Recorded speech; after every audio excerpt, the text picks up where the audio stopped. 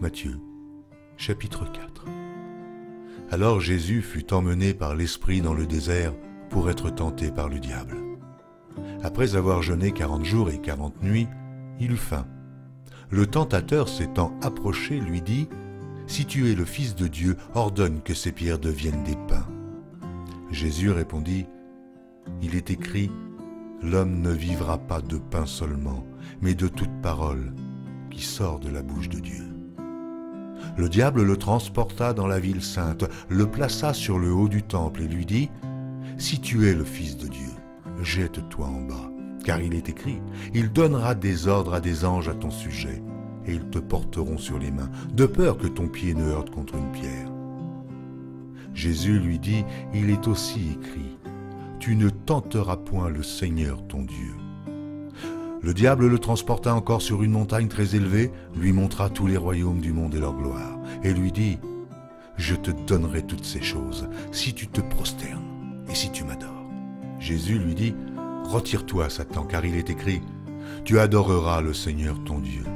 et tu le serviras, lui seul. » Alors le diable le laissa, et voici, des anges vinrent auprès de Jésus et le servaient. Jésus, ayant appris que Jean avait été livré, se retira dans la Galilée. Il quitta Nazareth et vint demeurer à Capernaum, situé près de la mer, dans le territoire de Zabulon et de Nephtali, afin que s'accomplisse ce qui avait été annoncé par Ésaïe le prophète. Le peuple de Zabulon et de Nephtali, de la contrée voisine de la mer, du pays au-delà du Jourdain et de la Galilée des gentils, ce peuple, assis dans les ténèbres, a vu une grande lumière, et sur ceux qui étaient assis dans la région et l'ombre de la mort, la lumière s'est levée.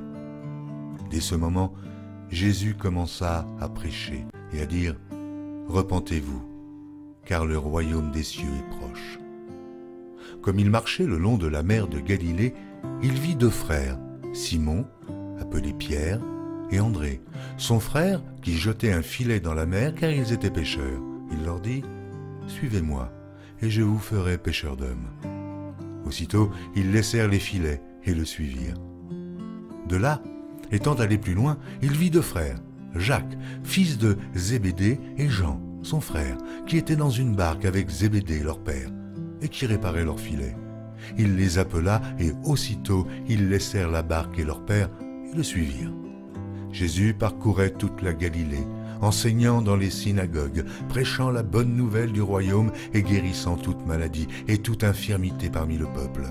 Sa renommée se répandit dans toute la Syrie, et on lui amenait tous ceux qui souffraient de maladies et de douleurs de divers genres, des démoniaques, des lunatiques, des paralytiques, et il les guérissait.